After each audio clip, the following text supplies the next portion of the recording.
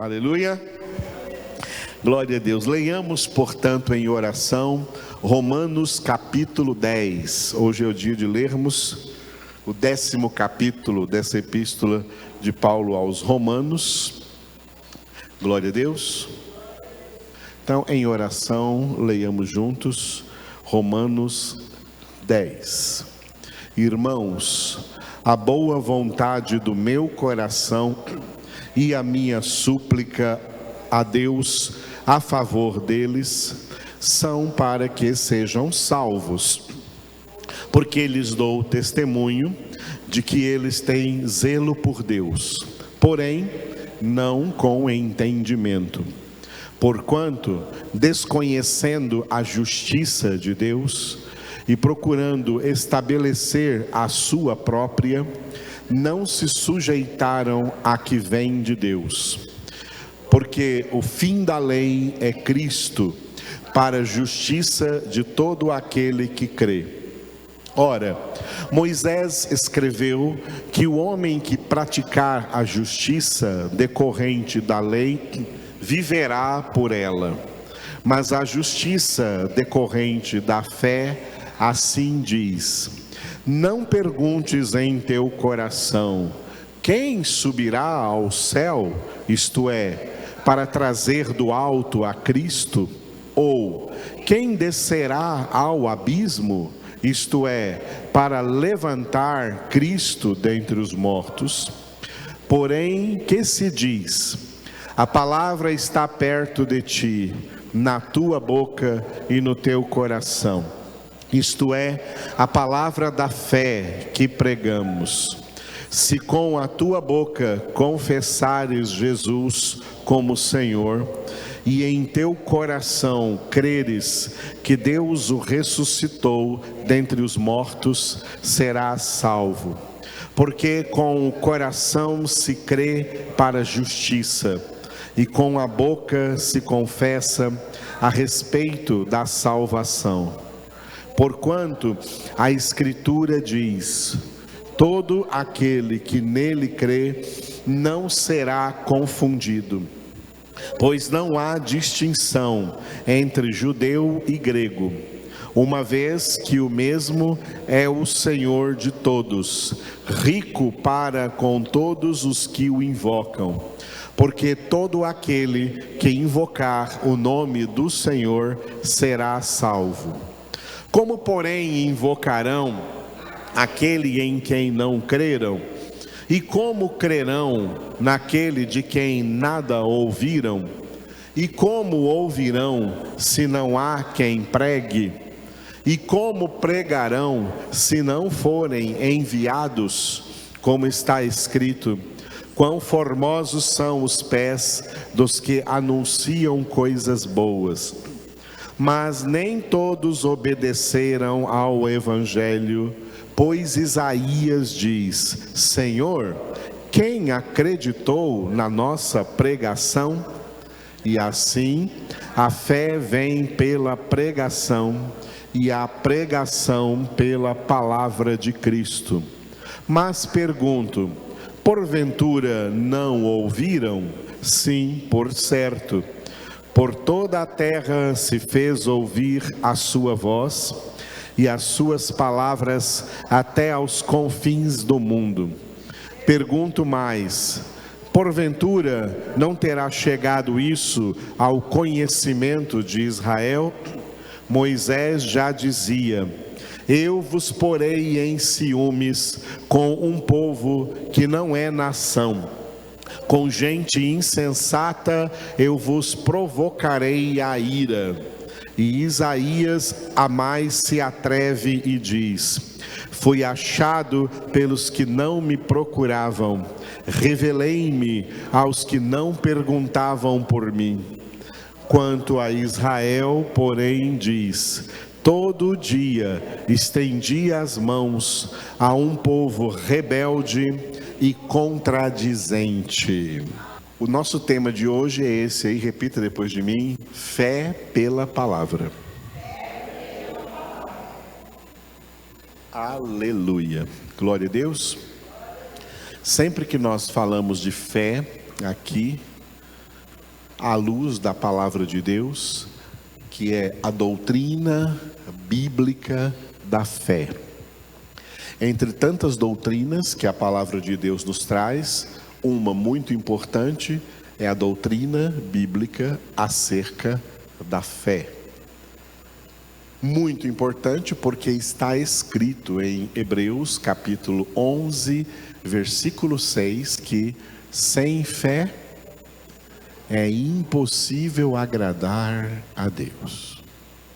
Só que quando nós falamos de fé, aqui nós relembramos aos irmãos e ensinamos, gostamos de ensinar isso, porque muitos crentes não aprenderam isso. Muitos crentes não aprenderam isso que nós ensinamos aqui sobre fé. Que existem dois tipos de fé. E só um agrada a Deus, o outro não. O outro é fé, mas não agrada a Deus. Por isso que nós nomeamos esses dois tipos de fé como a fé natural e a fé sobrenatural. A fé natural, como a própria palavra natural está dizendo, ela já vem na natureza humana. Todo mundo tem fé. Até mesmo quem põe a sua fé natural na inexistência de Deus. Crer que Deus não existe é uma fé natural. A fé natural já está na natureza humana e é esse tipo de fé que o ser humano coloca no que ele quiser, no que ele escolher. E às vezes essas escolhas são influenciadas pela família, pela religiosidade, pelo tradicionalismo religioso, por alguma superstição, por algum misticismo ou sincretismo religioso. As pessoas colocam a sua fé. As pessoas colocam a sua fé em si mesmas. O mundo prega isso por aí, em filmes, em novelas, em músicas do mundo. Bote fé em si mesmo, creia em si mesmo. Tudo isso é feito com a fé natural e, olha que interessante, tem muita gente, não é pouca não, muita gente que coloca essa fé natural em Deus, no Deus verdadeiro. E tem muita gente que coloca essa fé natural em Jesus Cristo, Filho de Deus. E olha que coisa interessantíssima. Mesmo dizendo que crê em Deus, mesmo dizendo que crê em Jesus, mas é com a fé natural, atenção, não tem salvação. Não tem salvação. A fé natural, ela não é salvífica, ela não salva. E ela é uma fé real, tão real que ela pode mover coisas de forma sobrenatural. Por meio dessa fé, as pessoas podem até alcançar milagres. Jesus fala de muita gente que vai ter feito milagres, mas não vai estar salvo. Fé natural, tá? É da natureza humana. Essa fé não agrada a Deus. Essa é a fé que você pode ler aí na Bíblia, no finalzinho do capítulo 2 de João, o Evangelho segundo João, que está escrito que Jesus fez muitos milagres em Jerusalém, e muitas pessoas que viram os milagres por terem visto os milagres, elas creram em Jesus. Mas aí no versículo seguinte está escrito: mas Jesus não confiava nessas pessoas. Jesus não confiava nessas pessoas que diziam estar crendo nele porque viram algum milagre. Essa fé é natural. Foi por isso que Jesus chamou a atenção de um dos apóstolos, Tomé, quando ele quis ver para crer. Todo aquele que quer ver para crer, essa fé não presta. Essa fé é natural e nessa fé não tem salvação. E Jesus chamou a atenção de Tomé e disse: não seja incrédulo, mas crente. Creste porque viste? Benditos, abençoados os que não viram e creram. Aí Jesus falou da fé sobrenatural. A fé sobrenatural é a fé que agrada a Deus. Ela não vem na natureza humana. Ninguém nasce com ela. Ninguém vem ao mundo com ela. A fé sobrenatural, ela vem pela palavra. Ela vem por meio da palavra de Deus.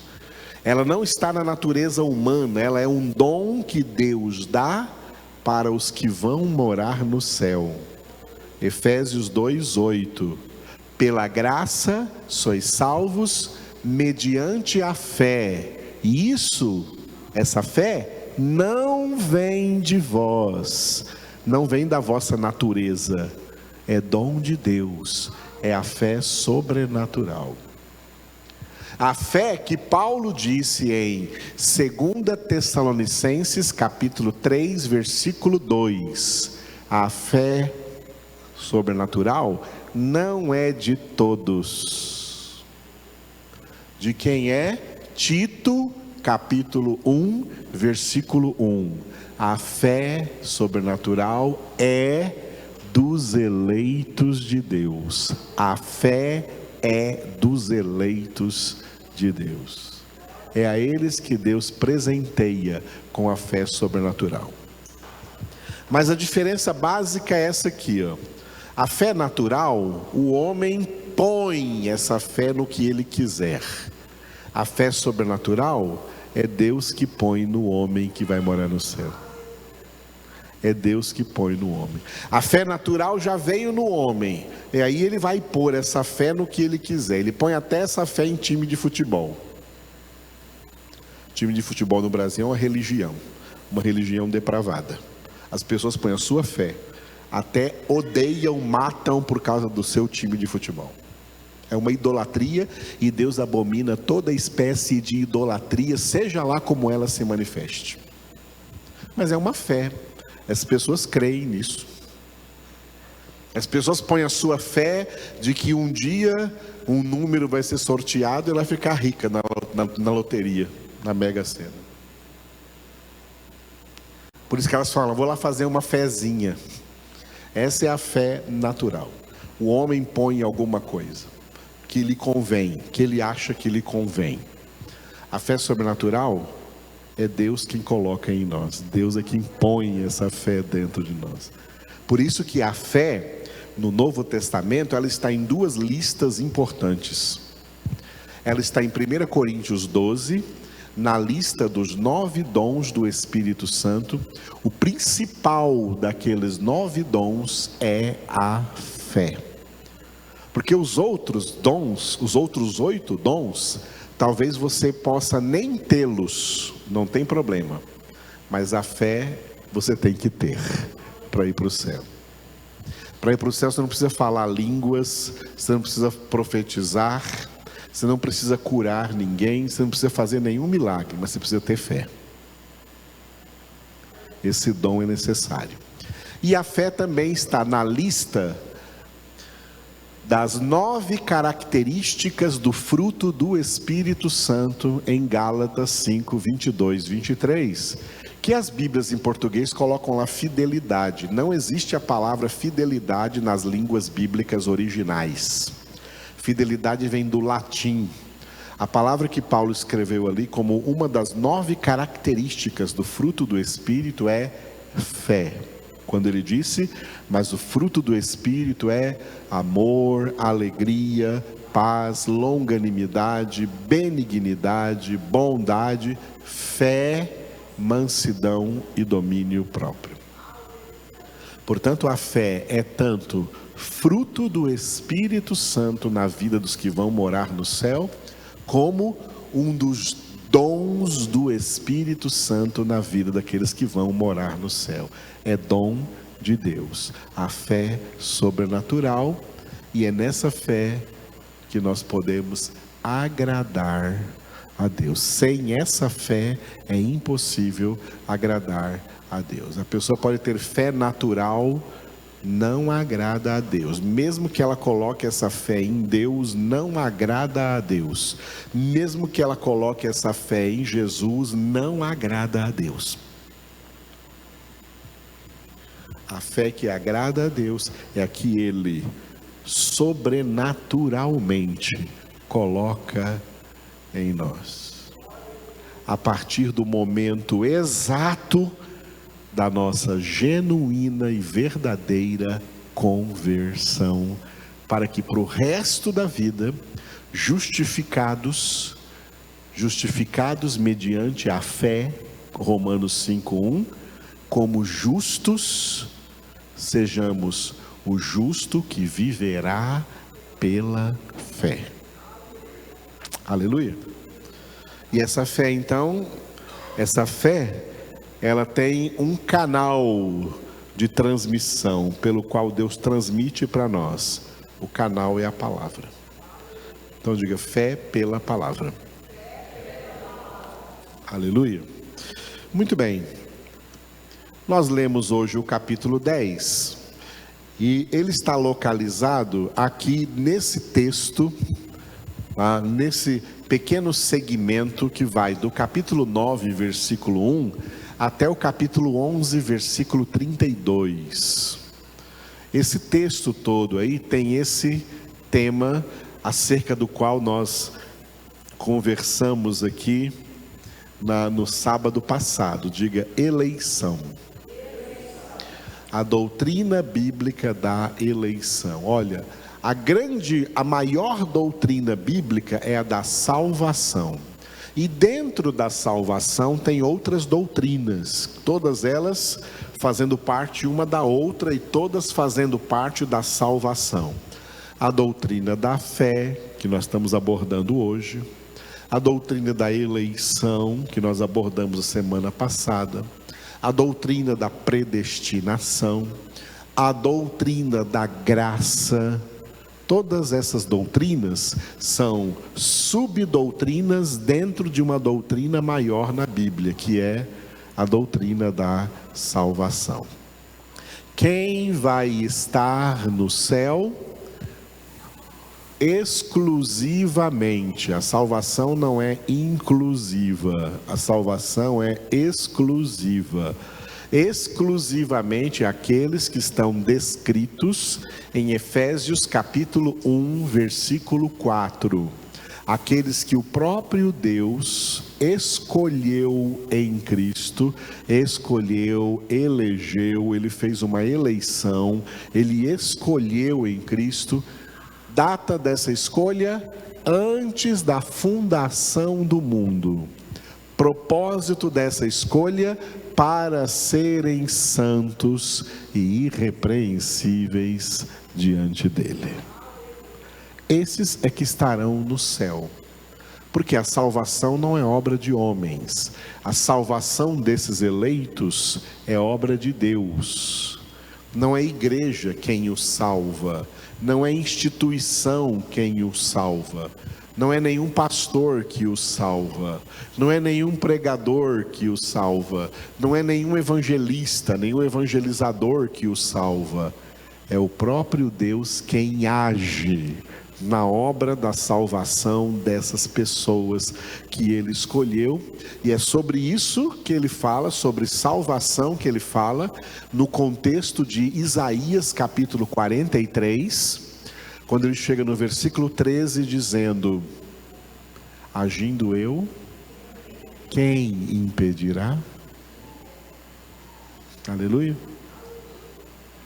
Não há outro Salvador, ele diz naquele texto. Eu sou o Salvador, eu realizo a salvação, eu é quem faço a salvação. Por isso que a salvação não pertence a essa ou aquela igreja, essa ou aquela denominação. Quem está naquela igreja é salvo, quem está naquela outra igreja não é salvo. Isso não existe. Salvação não pertence a igrejas, não pertence a denominações, não pertence a instituições. A Bíblia declara que a salvação pertence àquele que está sentado no trono e ao Cordeiro. A Deus pertence a salvação. Glória a Deus. Esse texto todo aí que nós entramos nele no sábado passado, com o capítulo 9, ele está dividido assim. Ele tem uma introdução não, ele tem um segmento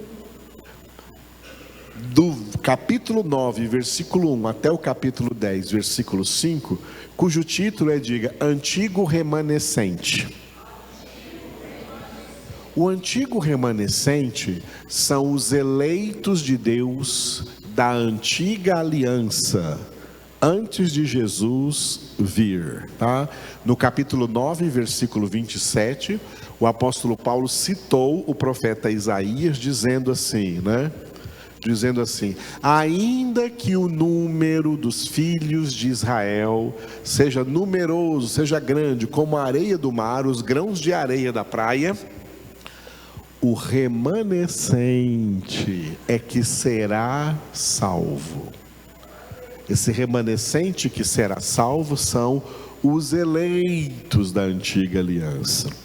Por isso que Paulo diz aqui na carta aos Romanos, que nem todos os descendentes de Abraão são de verdade povo de Deus. Os verdadeiros descendentes de Abraão não são aqueles que são descendentes de Abraão segundo a carne e o sangue, mas são aqueles que são descendentes de Abraão segundo a fé. Aleluia. Por isso Abraão é o pai de todos aqueles que creem. E Sara, esposa de Abraão, é a mãe de todos aqueles que crerem, porque na carta aos Gálatas, Paulo chama Jerusalém do céu, a nova Jerusalém, de nossa mãe. A Jerusalém da terra é Agar, a escrava. A Jerusalém do alto é Sara, a nossa mãe, a mãe de todos os verdadeiros crentes. Então, esse primeiro segmento aí, que envolve os primeiros 5 versículos do capítulo 10, tá? Ele fala do antigo remanescente, os eleitos da antiga aliança. E agora do 10:6, capítulo 10, versículo 6 até o 11:32, fala do, novo remanescente. O novo remanescente são os eleitos da nova aliança. Assim como na antiga aliança o povo de Deus se chamava Israel, na nova aliança o povo de Deus se chama igreja, igreja do Senhor Jesus Cristo. E essa igreja, que é uma palavra latina, que traduzida para o português é simplesmente rebanho, igreja é rebanho, tá? Rebanho. Então, o rebanho de Cristo é formado das suas ovelhas, que ele descreveu bem no capítulo 10 de João, capítulo 10, ele diz, eu sou o bom pastor, eu dou a minha vida pelas minhas ovelhas. Olha só, Jesus não deu a vida dele por todo mundo. Esse é um grande engano que é pregado por aí. Jesus não deu a vida dele por todo mundo. Ele mesmo disse: eu dou a minha vida pelas minhas ovelhas. Eu dou a minha vida pelas minhas ovelhas. Por mais ninguém. Ele não dá a vida dele pelos cabritos, ele dá a vida dele pelas ovelhas. As minhas ovelhas ouvem a minha voz, elas não ouvem a voz de estranhos, antes fogem deles. As minhas ovelhas ouvem a minha voz, elas me conhecem, eu as conheço, eu lhes dou a vida eterna, e ninguém jamais as arrebatará das minhas mãos. O Pai que me enviou é maior do que eu, e Ele que me deu essas ovelhas, ninguém as arrebata das mãos do meu Pai. As ovelhas de Jesus não é todo crente não, viu? Não é todo mundo que está em igreja evangélica não, incluindo pastores.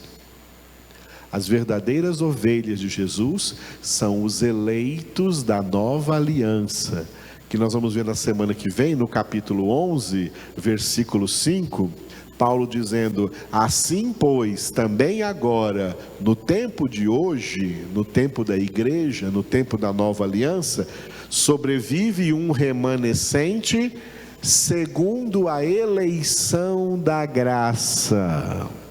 A salvação é pela graça, mas a graça elege a quem vai salvar. E os outros não são salvos, tá? Só o remanescente será salvo. Essa é uma frase clássica da Escritura, unindo o Antigo e Novo Testamento. Aprenda, decore e repita: só o remanescente será salvo. Pode brigar, pode lutar, pode xingar, pode espernear, pode não acreditar, pode não aceitar, pode dar cambalhota, mas você não vai mudar essa realidade. Essa é a realidade, essa é a verdade. Só o remanescente, aqueles que Deus escolheu em Cristo antes da fundação do mundo, só o remanescente será salvo. Que aleluia, bem tímido aí, né? Tu pode dizer aleluia, eu digo muito aleluia diante disso. Esse novo remanescente, então, esse texto aí, cujo título é Novo Remanescente, está dividido assim, ó, capítulo 10, do 6 ao 17, diga: fé salvífica. A fé salvífica é essa que eu comecei falando com vocês, é a fé sobrenatural. Não é a fé natural do homem, né? Essa fé natural aí, pode jogar ela fora, que ela não presta para nada. É a fé salvífica. Quando alguém recebe de Deus a fé salvífica, ele pega a natural que ele tinha e joga no lixo. Ele fica só com a fé salvífica, porque é essa fé que leva ele para a glória. A fé... Está vendo como fé é uma palavra bem pequenininha em português, né? Só 2 letras, né? Fé. Bem pequenininha. Porque ela pode ser comparada a uma chave. A uma chave. A chave da porta do céu. E quem é a porta do céu? João 10, 9. Jesus disse: eu sou a porta. O que é maior, a porta ou a chave? Já viu alguma chave maior que a porta? A porta é grandona, a chave é pequenininha. Mas apesar de pequena, a chave abre uma grande porta. Jesus é a porta, a fé é a chave. Ninguém vem ao Pai senão por mim, sem passar por essa porta. Glória a Deus. É sobre essa fé salvífica que vamos falar mais um pouco hoje. E do 10, 18 até o 11, 32, Paulo vai tocar num tema que é esse aí, diga depois de mim: endurecimento de Israel. Glória a Deus. Uma grande lição que nós vamos ver aí nesse texto nesse texto é que, olha, Deus faz uso de tudo e de todos e de todas as coisas e de todas as situações e de todas as circunstâncias. Deus faz uso de tudo que existe no universo e de tudo que acontece no universo. Deus faz uso disso tudo para o cumprimento dos seus propósitos. Aleluia. Antigamente se criou uma heresia por aí que Deus só usa homens de Deus. Se for um homem de Deus, uma mulher de Deus, uma pessoa usada por Deus. Não. Quer falar sobre o verbo usar? Deus usa tudo. Deus usa justos e injustos. Deus usa crentes e incrédulos. Deus usa os anjos santos e os anjos decaídos. Deus usa até o diabo. Deus usa as circunstâncias. Deus usa as situações. Deus faz uso das coisas todas que acontecem em prol do cumprimento dos seus propósitos. Não pense que Deus ficou assim frustrado porque a nação de Israel, a única nação da face da terra mais preparada durante milênios para receber Jesus, e não o recebeu, e o rejeitou, e o odiou, e o odeia ainda hoje. Não pense que Deus ficou frustrado com isso, não. Deus usou e continua usando esse endurecimento de Israel para realização do seu plano de encontrar a nós que nunca fomos de Israel, mas somos de Deus. Amém? É isso que Paulo trabalha aqui em Romanos, essa ideia que ele traz aqui nesse pedaço de texto aí que vai do 10:18 até o 11:32. Para falarmos hoje sobre fé, então o texto mais chave aqui de Romanos 10 é o 17. E assim a fé vem pela pregação, e a pregação pela palavra de Cristo. Repitam vocês bem forte.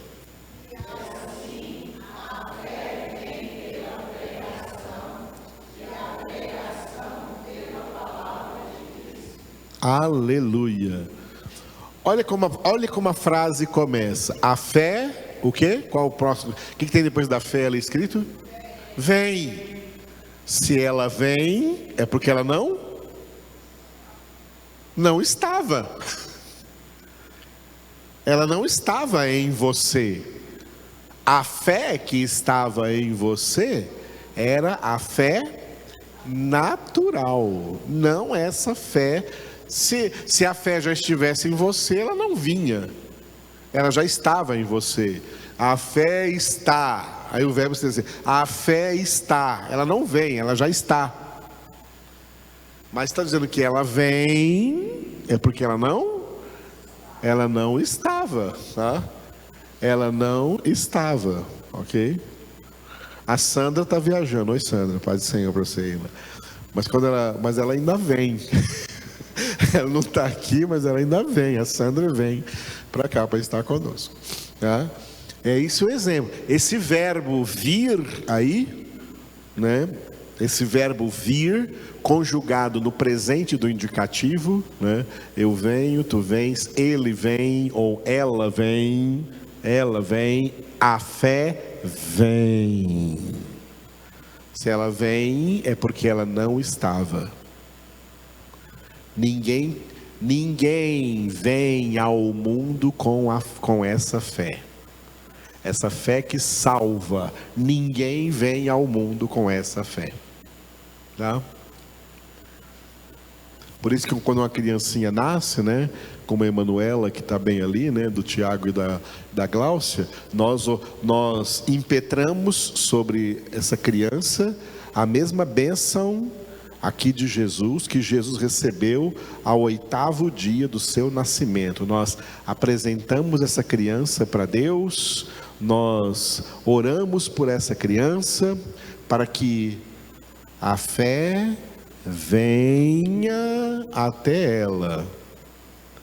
Sabe por onde? Em primeiro lugar, né, Tiago e Glaucio e todos os pais aí, pela pregação dos pais.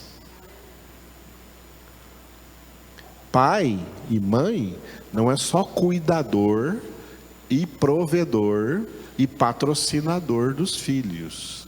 Pai e mãe, em primeiro lugar, são, diante de Deus, os primeiros pregadores dos filhos. Pai e mãe é para pregar o evangelho para os filhos, e é o que Deus falou em Deuteronômio capítulo 6. Deuteronômio capítulo 6, Deus falou com os pais: as palavras que eu hoje te ordeno estarão no teu coração, e tu as inculcarás aos teus filhos, e delas falarás aos teus filhos, assentado em tua casa, andando pelo caminho, ao te deitares e ao te levantares. Se você prestar bastante atenção nesse versículo, no mínimo ele está dizendo que, no mínimo, os pais devem pregar a palavra de Deus para os filhos, no mínimo 2 vezes por dia. Logo de manhã quando se levanta, e logo à noite quando for se deitar. Isso dá 2 vezes no dia. Os pais estão fazendo isso? E é por isso que não fazem, e é por isso que os filhos são perdidos. Porque o espaço que os pais estão deixando, não pregando para os filhos, o diabo vai pregar para eles através disso aqui, ó. O diabo vai pregar para eles. Isso aqui tem sido o sossego das mães e dos pais. Para o filho ficar quieto, deixa ele no celular, nas redes sociais. Deixa lá. Ele fica por horas. Porque isso aqui hipnotiza as crianças. Ele fica por horas com o diabo pregando para ele, o diabo ensinando a ele, o diabo influenciando ele. Aí depois você vai chorar: ah, como é que o meu filho ficou desse jeito? Ficou desse jeito porque você não pregou para ele, você deixou o diabo pregar para ele. A fé não vem pelas redes sociais. A fé vem pela pregação da palavra. E os pais são os primeiros que têm que pregar para os filhos.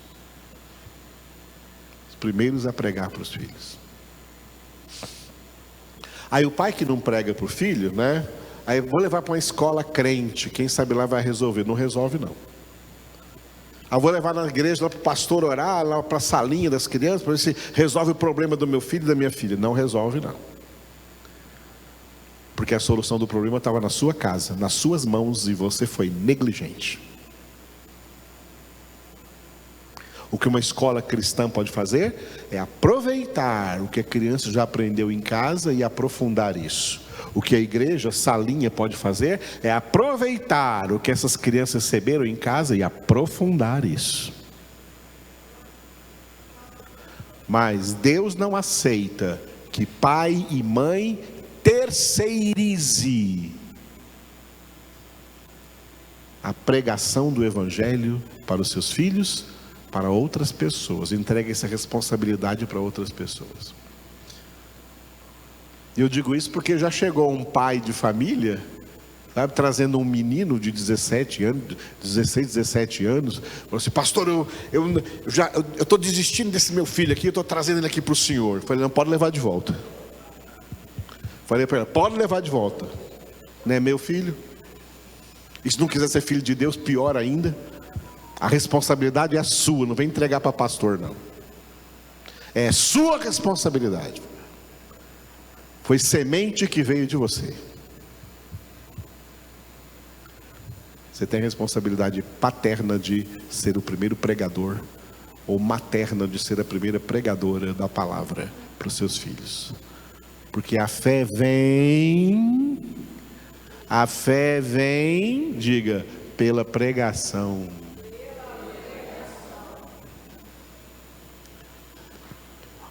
Olha, essa Bíblia que nós usamos aqui na igreja, né, essa tradução é Almeida Revista e Atualizada, né?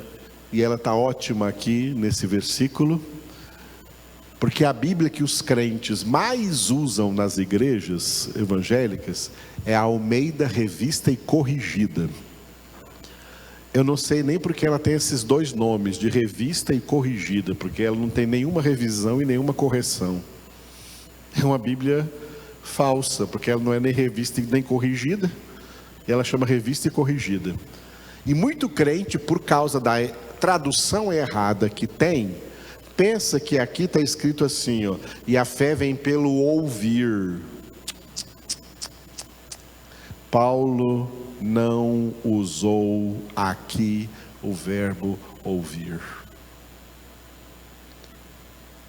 Porque se a fé viesse pelo ouvir, todo mundo que ouvisse ia crer. A fé vem pelo ouvir. Paulo disse, a fé vem pela pregação, porque a pregação não é o ato de falar e alguém ouvir.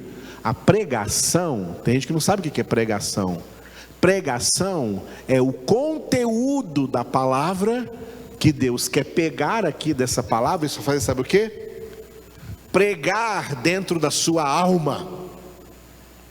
As palavras que hoje eu tenho te dito estarão no teu coração, sabe como? Pregadas no teu coração.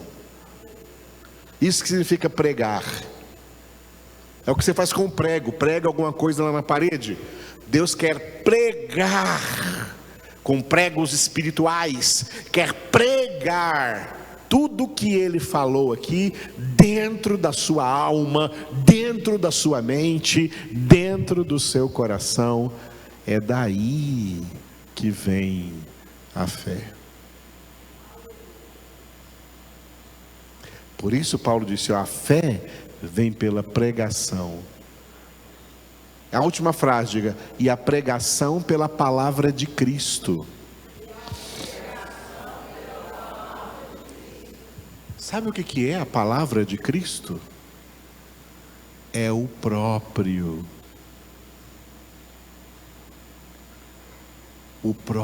Cristo. Jesus Cristo é a própria palavra. Não só de pão viverá o homem, mas de toda a palavra que procede da boca de Deus. O que sai da boca de Deus é o que estava no seu seio. João 1,18. Ninguém jamais viu a Deus, o Deus unigênito que está no seio do Pai, foi quem o revelou. João 1,18 diz isso. De dentro do Pai, saiu pela boca do Pai. Jesus vem da boca de Deus. Jesus é a palavra que procede da boca de Deus. Por isso que em Hebreus 4,12, a palavra é chamada de viva e eficaz. É chamada de viva porque é uma pessoa viva. Jesus é a palavra. Jesus é a própria palavra de Deus, que geralmente nas Bíblias em João chama de verbo, no Evangelho segundo João, né? O verbo, no princípio era o verbo, e o verbo estava com Deus, e o verbo era Deus. No original da língua grega, né, enarche, enhologos, no original da língua grega está escrito assim: no princípio estava a palavra, porque a palavra estava lá no princípio com o Pai, e foi quando o Pai falou que tudo passou a ser criado.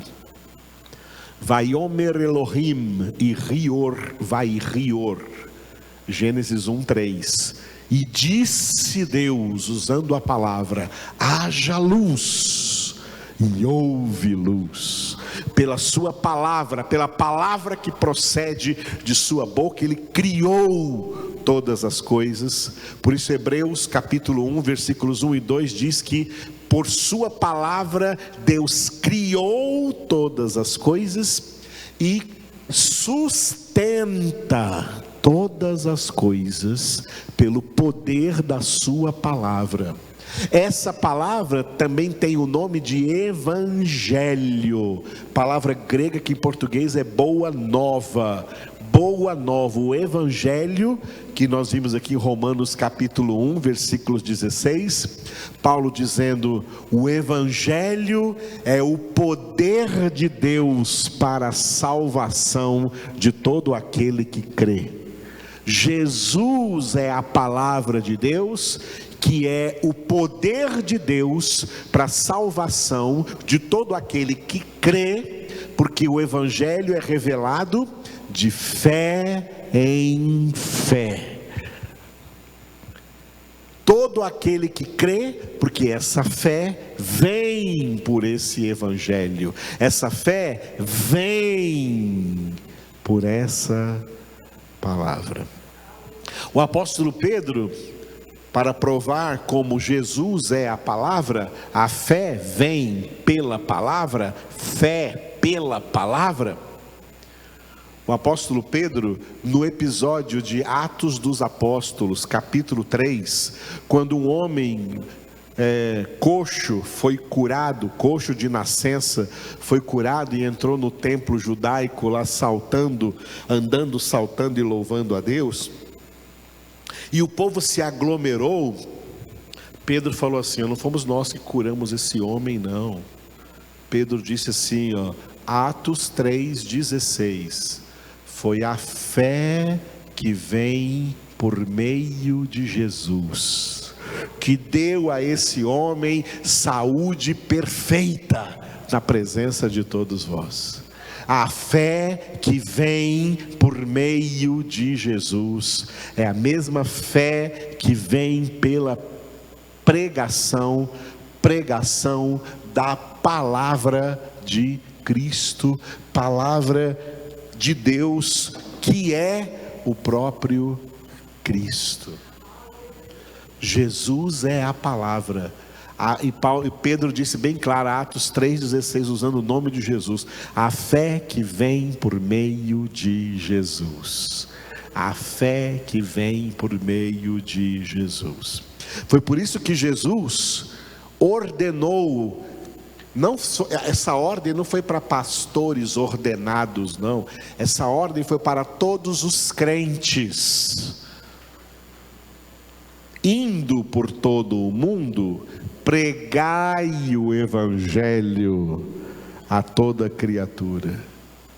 Quem crer e for batizado será salvo. Quem não crê será condenado, porque a chave que abre a porta da salvação é a fé.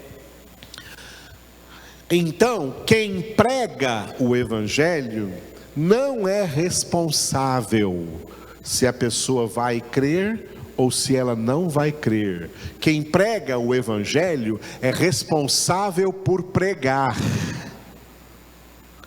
Quem determina se a pessoa vai crer ou não vai crer é Deus, porque a fé é um dom de Deus.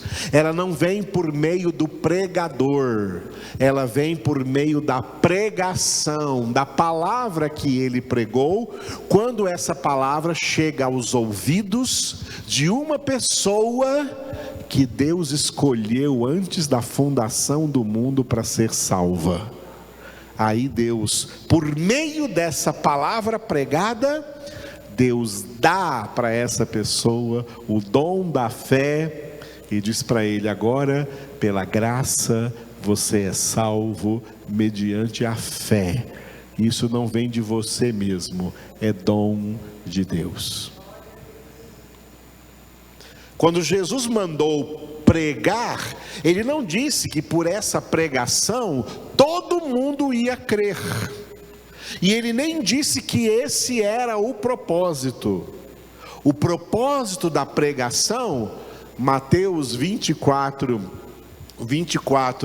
14 é esse aqui, ó. O evangelho do reino será pregado a todas as nações. Não é para todo mundo crer, não. É para lhe servir de testemunho.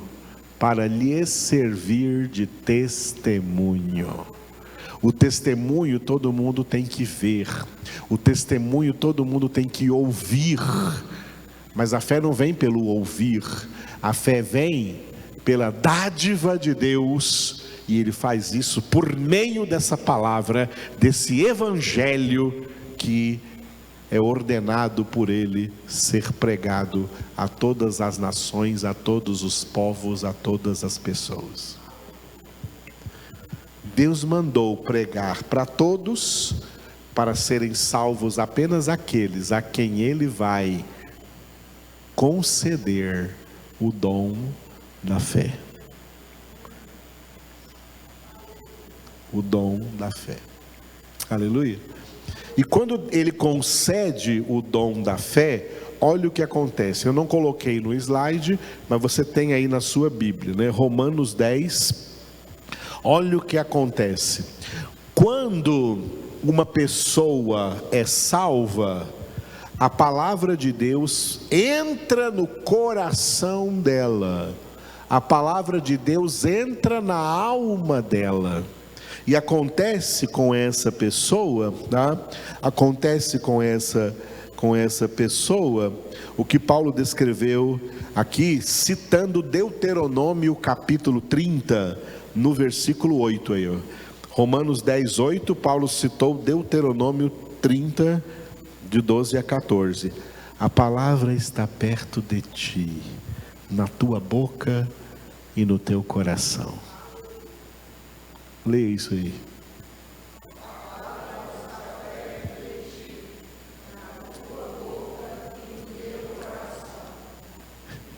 Isso aqui vale para todo mundo? Só para aqueles que vão morar no céu. Para quem não vai morar no céu, a palavra está longe. Não está na boca e não está no coração. Jesus disse que a boca fala do que o coração está cheio. A palavra, para quem vai morar no céu, a palavra está perto dele. Esse perto aqui é um perto de intimidade, aqui perto no interior. Estar perto de Deus não é uma questão geográfica, de metros ou quilômetros de distância. Estar perto de Deus é ter Ele aqui dentro. É ter Ele aqui dentro. A prova que Deus habita em você, a prova que Jesus habita em você, é que a palavra habita em você. E é de acordo com essa palavra que você quer viver, porque ela está dentro de você, na tua boca e no teu coração. A palavra entrou no teu coração. Quando Jesus disse: pregai o evangelho a toda criatura, na maioria deles, na maioria dessas pessoas, a palavra não vai entrar. Mas naqueles que o meu Pai escolheu, a palavra vai entrar. E nunca mais vai sair. A palavra vai entrar. E a palavra então está perto de ti. Voltando aí para o versículo 8. Na tua boca, no teu coração. Isto é, a palavra da fé que pregamos. Essa é a palavra da fé salvífica. A fé verdadeira, né? E aí vem o versículo 9 e 10, ó. Tem muita gente que pega esses versículos aqui, tá? Pega esses versículos aqui e aplica esse versículo para a hora da conversão de uma pessoa. Não, amados. Esse versículo aqui não é para a hora da conversão de uma pessoa. Esses versículos aqui que nós vamos ler agora é a partir da conversão dessa pessoa para toda a sua vida. A partir da conversão dessa pessoa para toda a sua vida, ó. Se com tua boca confessares Jesus como Senhor, Não apenas na hora da conversão, não. Você vai continuar confessando Jesus como Senhor com tua boca, aonde quer que você esteja, aonde quer que você viva. Ah, não, isso aqui eu não vou fazer porque Jesus é o meu Senhor, e como Ele é o meu Senhor, Ele não permite que eu faça isso. Bom, isso aqui eu posso fazer porque Jesus é o meu Senhor, Ele permite que eu faça isso. Ah, você recebeu uma proposta de casamento e essa pessoa não é de Deus, não é convertida, não vai te levar no mesmo caminho. Ah, acho que eu vou me casar mesmo assim pela fé, quem sabe lá na frente Deus não vai convertê-lo. Não, senhor. A palavra, né? Se com tua boca confessares Jesus como Senhor, você vai dizer: ó, eu não vou para o inferno com você não, e não vou casar com quem vai para o inferno também não, porque Jesus é o meu Senhor. Jesus como Senhor tem que dominar todos os atos e circunstâncias da sua vida, porque senão você vai cair naquela palavra que Ele disse: nem todo que me diz Senhor, Senhor entrará no reino dos céus, mas o que faz a vontade do meu Pai que está no céu.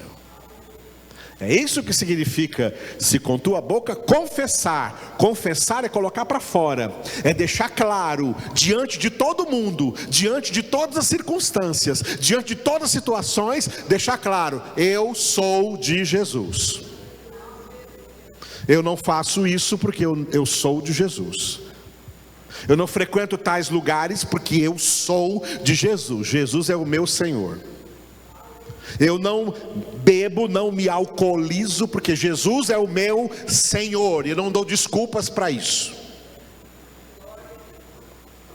Eu não faço tal coisa porque Jesus é o meu Senhor. Não sou eu que sou o meu Senhor, não sou eu quem manda na minha vida, é Jesus quem manda na minha vida. Isso é confessar com a tua boca que Jesus é o Senhor, porque senão você é falso. Você quer dizer com a boca que Jesus é o teu Senhor, mandando tomar decisões, escolhas, é você quem faz, sem consultá-lo aqui na palavra? Então a palavra não está em ti não, Jesus também não. Se com tua boca confessares que Jesus é o Senhor, e isso da boca, a boca fala do que o coração está cheio. Você confessa com a boca, por quê? Porque em teu coração tu crês que Deus o ressuscitou dentre os mortos, será salvo. Porque com o coração se crê para a justiça, e com a boca se confessa. Isso significa, isso se manifesta publicamente para todo mundo a respeito da salvação. Por isso a fé salvífica vem por essa palavra, a palavra de Cristo, que Deus quer que esteja perto de ti, na tua boca, no teu coração.